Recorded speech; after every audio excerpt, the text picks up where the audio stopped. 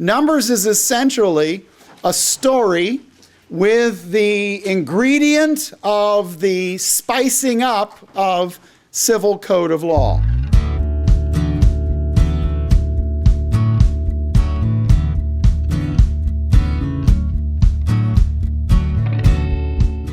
Numbers is primarily angled at 3 stages of the book and how the law will match those 3 stages. Now, you know that the civil code of law is Exodus 20, 21, 22, and 23, the covenant performance in 24. But it's also inclusive of the lessons they picked up along the journey, which is the time period from the time they leave Mount Sinai to the time they get to the death of Aaron, the death of Moses, and the readiness to enter the land. So it's that time period. Exodus gets you to the mountain of the law and then tells you what they heard from God at the mountain of the law. So Exodus gave you the journey in Exodus 1 to 19 to get you from Goshen, Egypt, to Sinai desert. Then in 20 to 23, the law, 24, the covenant that yes, we will be dependent upon God, the declaration of dependence, if you will. And then in 25 to 40, Exodus tells the story of what God told Bezalel and his team to build as a replica of the tabernacle in heaven, as one is to be done on earth, that they would carry with them for the next several hundred years until there was the development of a temple. So basically, from 1445 all the way down to 968 BC, Israel's needs in terms of their ritual requirements to observe the commands will be found in the tabernacle, not in the temple. And the temple will be erected by Solomon, and that will be after he rises to power. In 1 Kings chapters 1 and 2, the rise of Solomon, and by 6 through 8, the actual making of the temple, and God shows up in 1 Kings 8. All right, now the important thing is this. Numbers is going to tell us the story. We parked at the end of Exodus with the tabernacle, but Numbers picks up 10 whole chapters of the preparation and census to leave Mount Sinai. Now that we're ready to go, how do we get wagons to move? Wagons ho. But it's more than that. Those first 10 chapters is also the stories of working together. And it's going to outline what to put into our pack. What should we have with us? And how do we organize the nation around the priorities of identity and strength of the family, centrality of worship, and the necessity of training or education? God said, I'm going to take a rabble and turn them into a nation. And frankly, in the last part of chapter 1, what he does is, or in chapter 1 and 2, what he does is say, I want you to circle the wagons around 3 priorities. And one of them has to be the family. It's absolutely important that you understand the family, the nuclear family, and how it works. Second, he says, I want you to understand the centrality of worship and reverence of God in your heart. And chapter 2 makes the point also, you have to have proper education or you don't have a future. Now look at those 3 things for a minute. Chapter 2, I need to understand family. I need to understand reverence and worship. I need to understand how to educate or mentor the next group, what we're going to call discipleship. Look at what the enemy has attacked in our own nation. Family, and the whole idea of what a family is being rewritten. Godlessness, remove worship from the center. Let's not even have 10 commandments hanging in our state capitol because the sky will fall on us if we don't have a humanist manifesto in its place. And the third one, necessity of training the next generation. You want to know where everything's being undone? It's being undone in education. That's where it's being undone. And from the time, we spent a couple of hundred years as a nation, and somewhere in the 1960s and 60 and 61, a group of educators got together and said, you know what the problem is? There's way too much God. There's way too much religious foundation. What we need is to teach more how to think. We got new math from that, but we also got social sciences and the re-engineering of the American mind. Now, that would be a tragic, heavy, terrible blow to you. But you don't have a nation. You have a God. Your primary place to serve him isn't about which flag is over you. It isn't about which system of government is over you. You serve the Lord of all nations. And so you don't get caught up in whether or not we're not here to save America from stupidity. We're here to save Americans from sinfulness. And we just need to get back on our task and do what we're called to do. Now, what's interesting is in the framework of the preparation to move from Sinai, there's also this census. They count them. And in the beginning of the book, it gets the book Numbers because they count them. Now, the Hebrew title for this book is actually it's Bamidbar. It's in the wilderness. It has nothing to do with Numbers.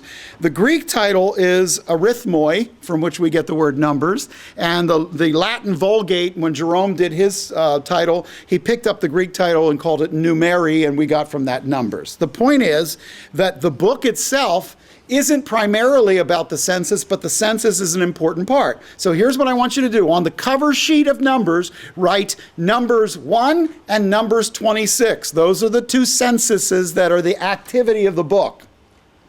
That is, that in Numbers 1, it tells you how many started off from Mount Sinai, and in Numbers 26, it tells you how many got to the land of Moab and got to the land of Transjordan and were getting ready to go in. And what you'll find is that the first census was taken in the second month of the second year after the Exodus, and the second census was taken in the 40th year after the Exodus. And when you count those out, you will find that they are all about the number of fighters that are possible in the army of Israel, meaning 20 years of age and older, people who can fight.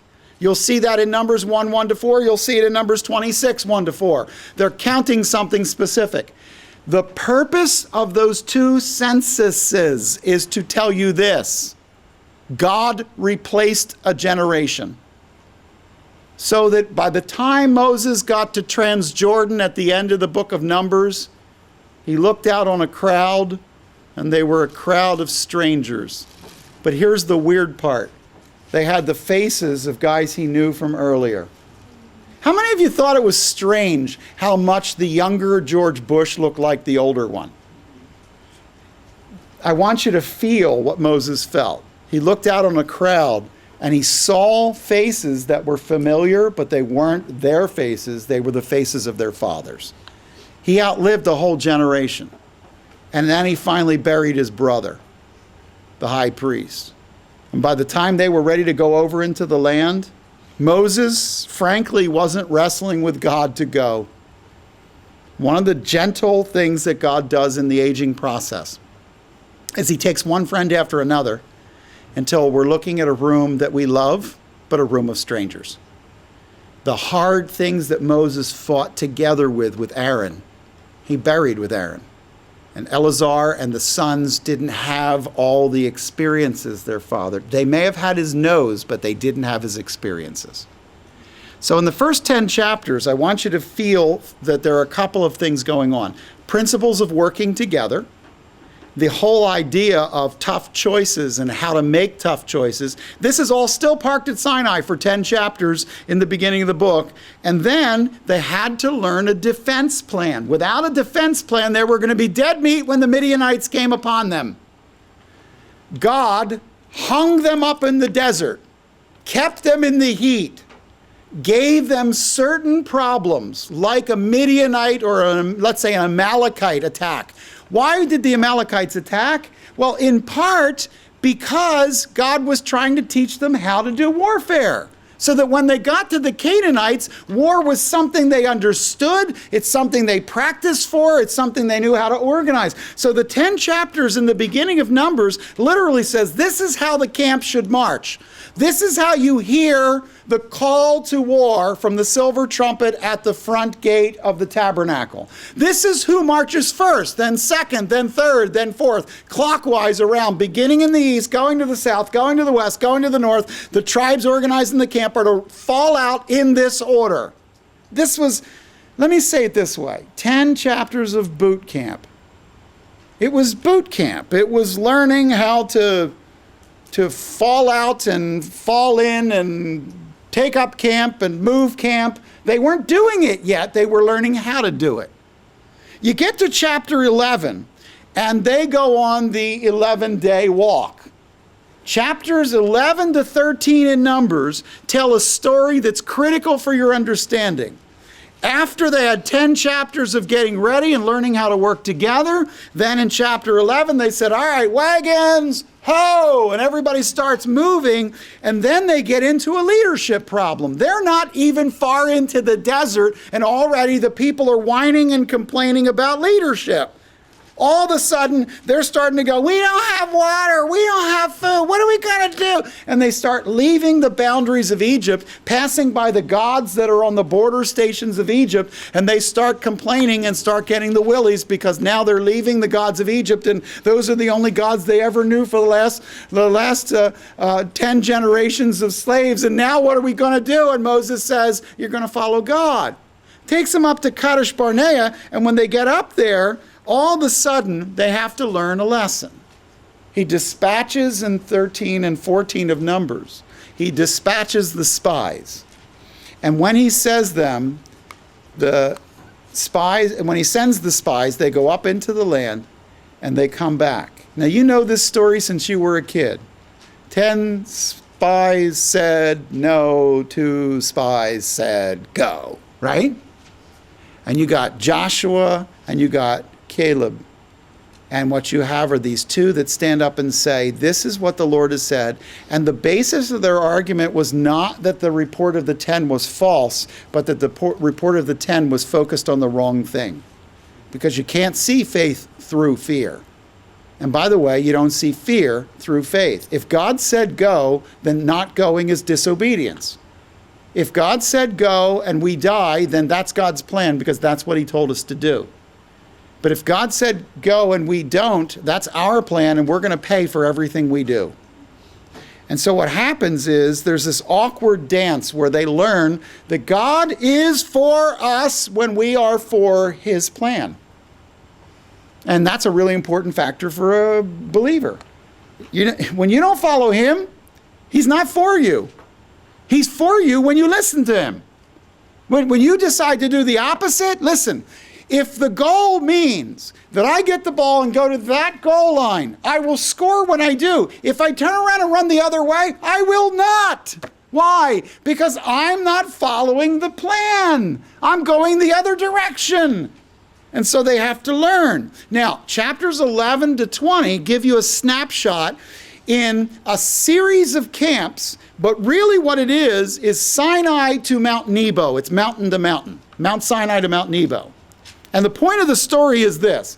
There's a series of leadership and obedience struggles in that part of the story, and it's because they missed an opportunity window. Somewhere in 13, I want you to write the words, chapter 13, opportunity window.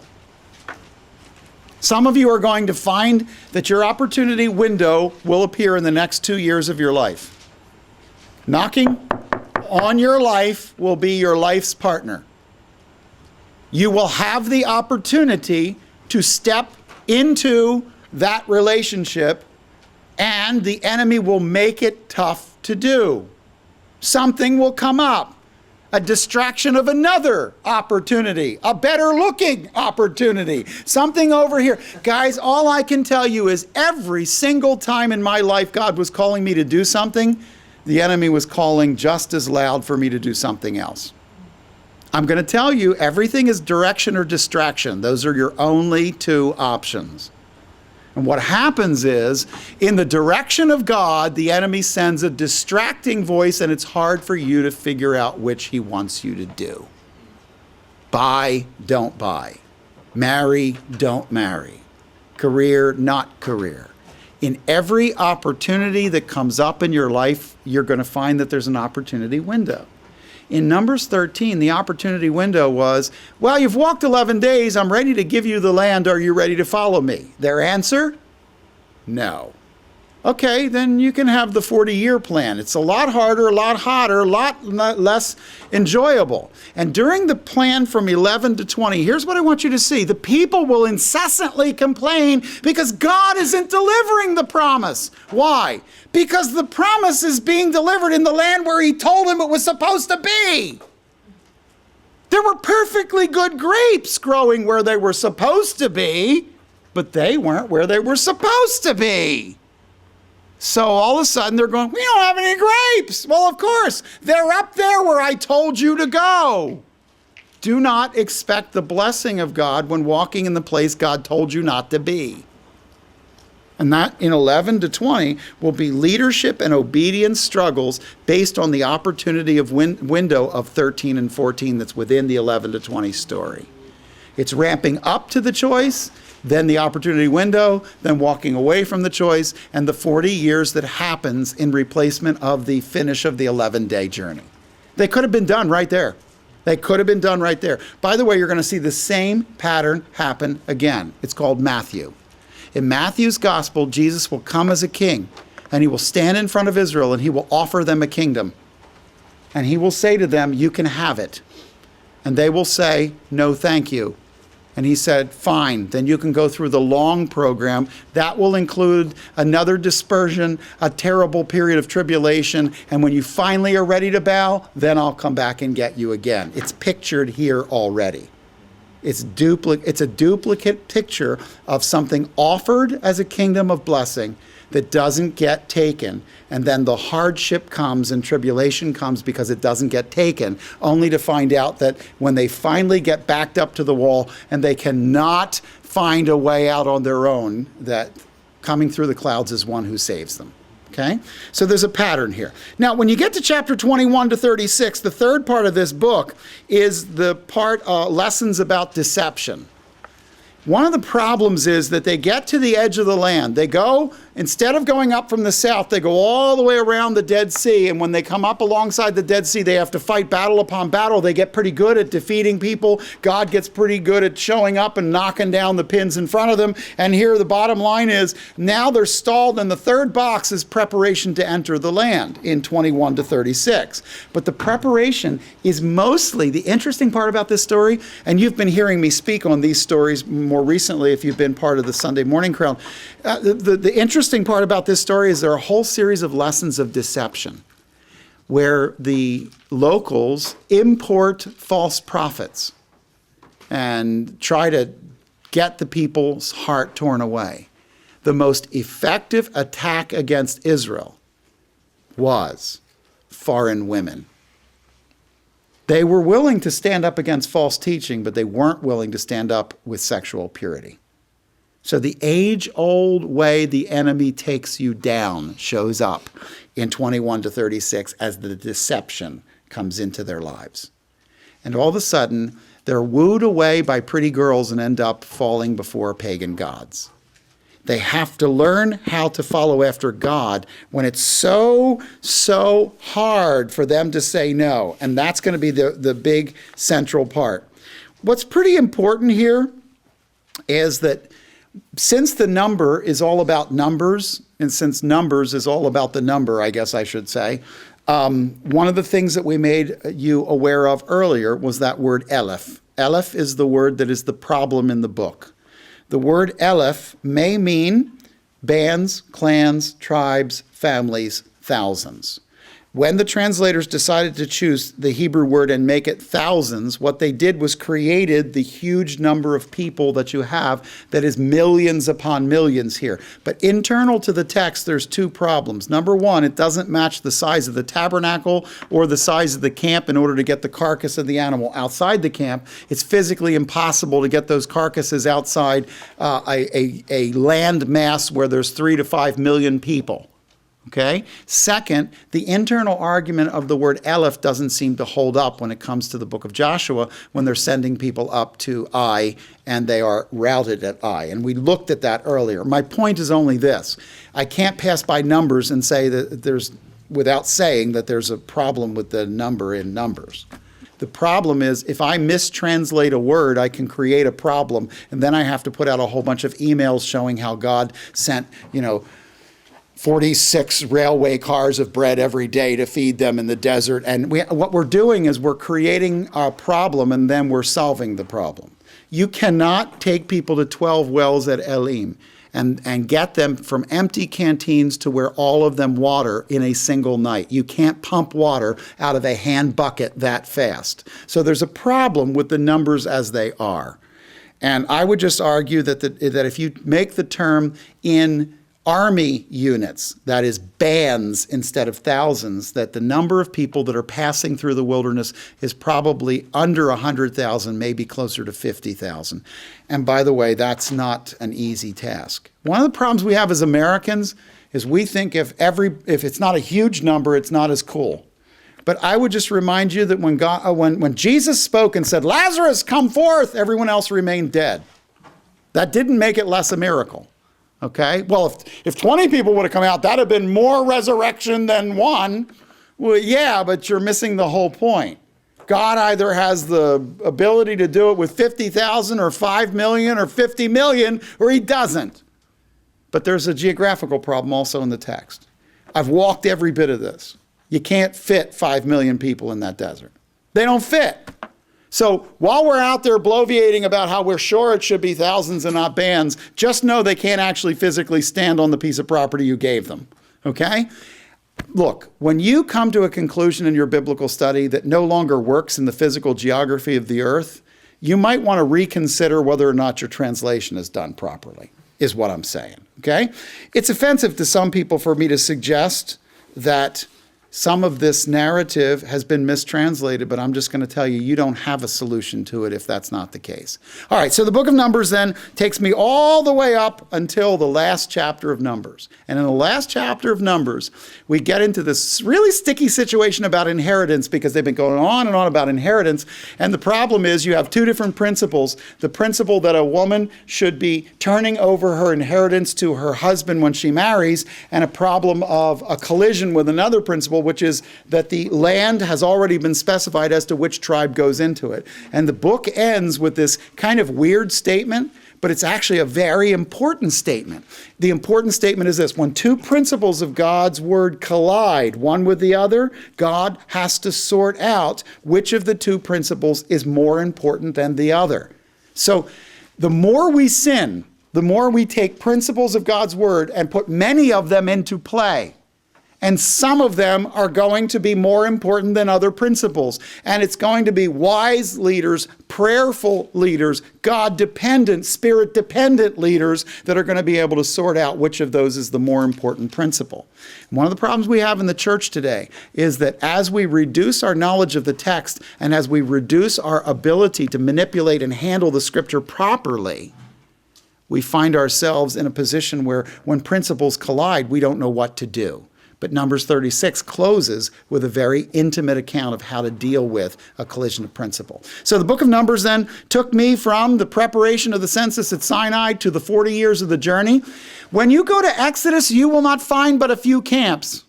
When you go to Numbers, that's where most of the camps are. So the actual movement of the 40 years is in Numbers, but Exodus and Numbers were essentially to tell one story. And that was from Goshen, Egypt, to the edge of the Jordan River coming into the Promised Land. The story is in Exodus and Numbers. And the civil code is not only found in 20, 21, 22, 23 of Exodus, it's also found in Numbers chapter 5, Numbers chapter 6, Numbers chapter 15, Numbers chapters 28, 29, and 30. 6 chapters in Numbers, 4 chapters in Exodus, 10 chapters are the civil code of law, or how to get along on our camping trip for 40 years in the wilderness.